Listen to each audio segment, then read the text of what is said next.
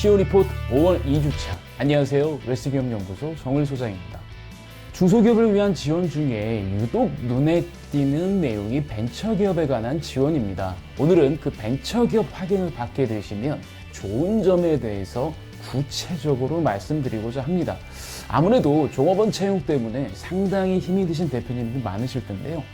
벤처기업 확인을 받으면 좋은 점, 바로 종업원 채용부터 잠시 후에 시작하겠습니다. 네, 벤처기업으로 확인받은 기업이라면 제2차 벤처기업 공동채용에 참여하실 수가 있습니다.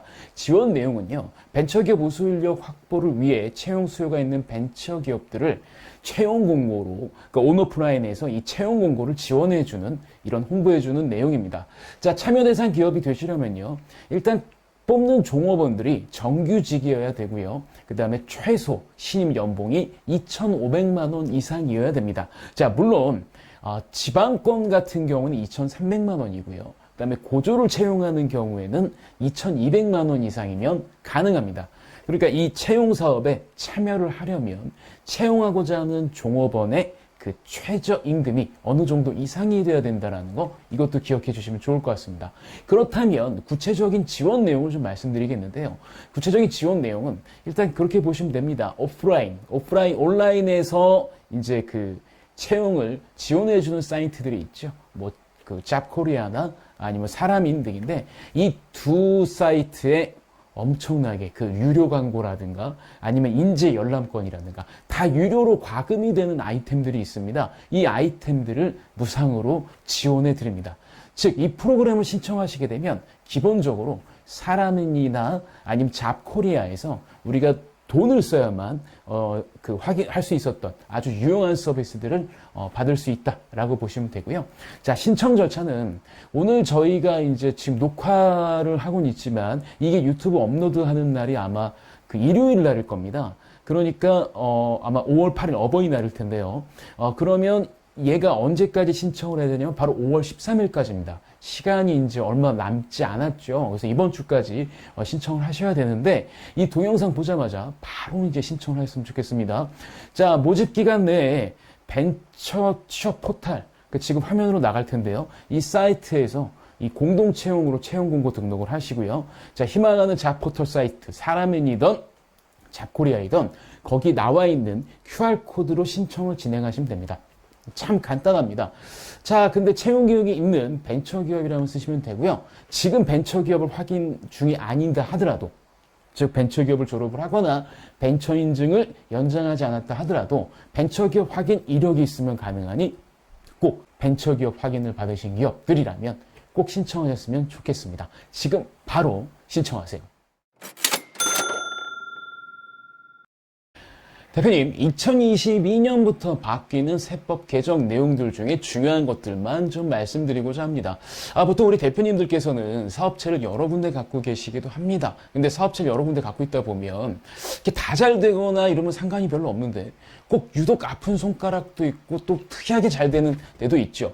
그러면 유독 아픈 손가락 같은 경우는 결손이 계속 나는데, 솔직히 이거 잘 되는 기업은 또 결손이 안 나지 않습니까? 그리고 또 동일한 사업체를 여러 군데 갖고 있다 보면 바로 대표님들 인건비나 이런 것들 때문에 아무래도 마진이 높을 수밖에 없거든요.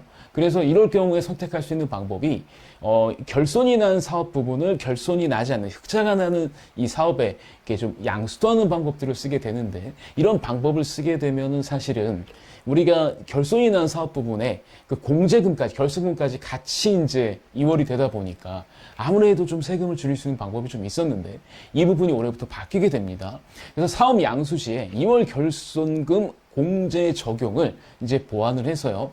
사업 양수도 시 양수법인의 기존에 2월 결손금은 양수법인의 기존 사업 부분에서 발생한 소득금액 범위 내에서만 공제가 되도록 바뀌었고요.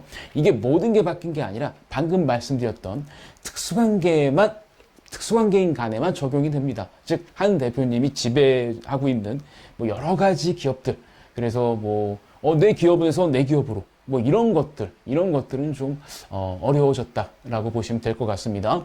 자, 두 번째가 이제 성실신고 확인제 적용 대상 법인 기업 전환을 했을 때 그 범위가 보완이 됩니다.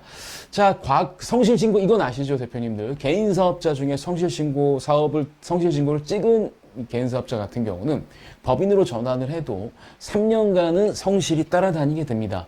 기존에 이걸 피할 수 있는 방법이 성실신고 확인 개인 사업자가 법인의 사업 부분을 양수도 하게 되고, 그럼 성실신고의 법인도 3년간 따라와야 되는데, 여기서 또 다른 법인으로 사업 양수도를 하게 되면 이때는 이제 적용이 안 됐던 부분입니다. 근데 올해 세법이 개정되면서 얘가 처음부터 어떻게 되는지 상관없이 무조건 기간으로 3년으로 딱 바뀌게 됐습니다. 그래서 이제 편법을 써서 성실신고를 회피하는 경우는 좀 불가능해졌고요. 자, 그 다음에 이제 세 번째가, 성실신고 확인 법인이라고 들어보셨을 겁니다. 성실신고 확인 개인 사업자가 법인 전환한 것 뿐만이 아니라 그 소규모 임대 사업을 하는 법인이 해당이 되는데요. 이 조건이 좀 확대가 됐습니다. 기존에는 지배주주가 특수관계인을 포함해서 이제 과점주주가 되면 됐거든요. 과점주주를 하면 50% 플러스 한 주만 있으면 됩니다. 이런 거 하고, 그 다음에 두 번째가 그 전체 법인의 매출 중에서 이 부동산 임대라든가 아니면은 우리 주식을 거래하거나 막 이런 거. 그러니까 즉 다시 말하면 투자 임대소득이라고 할까요? 임대투자소득?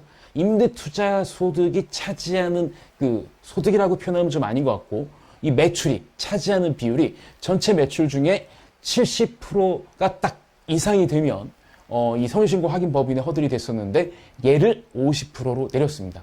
그러니까 범위가 조금 더 넓어졌다고 보시면 되겠죠. 그 다음에 종업원 기준으로는 상시근로자 5인 미만 사업자, 즉 다시 말하면 소규모인데 부동산 임대를 주력으로 하고 있다라면 성실신고 확인 법인에 이제 해당되는 경우가 작년까지는 이 기준이 매출의 점유율 70% 기준이었는데 이게 올해부터 50%로 내려가게 되니까 이 범위가 확대됐다. 이것도 좀 알아두셨으면 좋겠습니다.